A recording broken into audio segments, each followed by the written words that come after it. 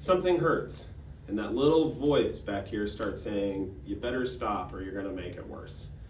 Hi, I'm Dr. Stephen Ringley with InMotion Sport and Spine, and that is a super common emotion question that bubbles up when I work with my patients. And in today's video, I wanna address that.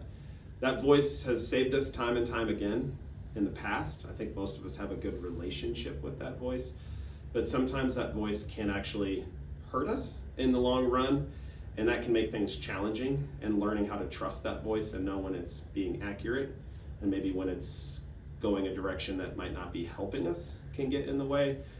There's nuance to this question, of course. Does pain equal damage, which is really what we're discussing. And in this particular context with arthritis and chronic pain, or what I like to just call persistent pain, is that sometimes it is true, and we have to kind of put some guardrails or educate the patient a little bit as to when we're going to trust that voice. And then sometimes we kind of have to not necessarily ignore it, but acknowledge that it's there and move through some of those difficulties anyways.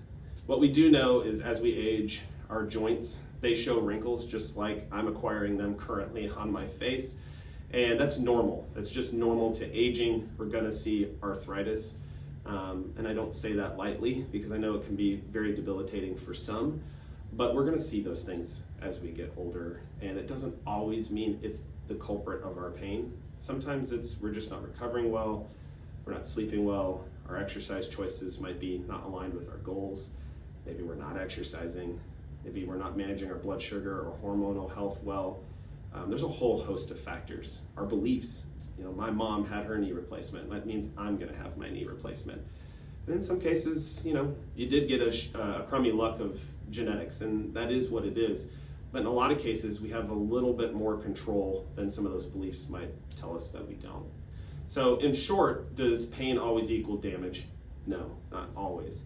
Does pain tell us something? Potentially, yes. And when we're dealing with persistent pain or arthritis, if we're losing function, if we're seeing robust changes with swelling, those are probably times we want to back off a little bit.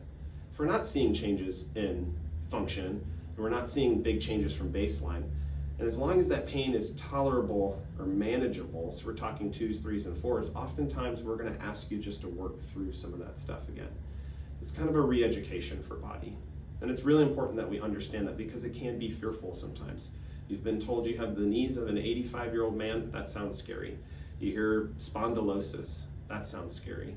You hear degenerative changes, that sounds scary. And that can kind of shape how we feel about our person, makes us feel fragile. And I'm here to tell you that in the vast bulk of situations, that couldn't be further from the truth, but we do need to be respectful of that process going back. So if you have any questions, or if you're concerned about those things, we're here to help.